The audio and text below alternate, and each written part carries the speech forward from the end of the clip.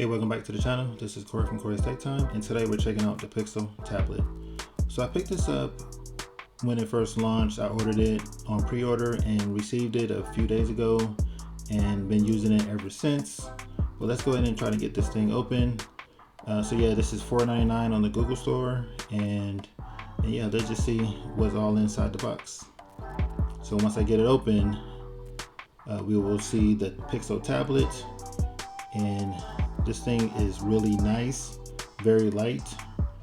Seems like it would be really easy to carry, and yeah, it's bigger than I thought as well, but it's much lighter than I thought it would be as well.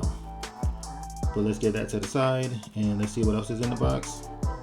So here we have just some books that goes along with the tablet and the speaker dock, and below that is the speaker dock. So let's see what this is, and this feels a lot lighter than I thought that it would be. I mean, it is without the tablet, but I still would have thought that it would have had a little bit more heft to it. But let's go ahead and set that down for just a second, see what else we have. And we also have the charging brick. It is not Type-C. It's what you would see with like any Nest products, and that's pretty much it. Just the tablet and the cable and the charging dock. But with the tablet, let's see if we can get this thing open.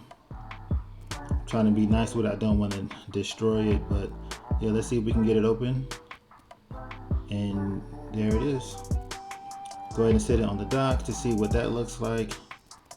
Even with the two together, it looks pretty nice, and it's very light still. So I got it powered on.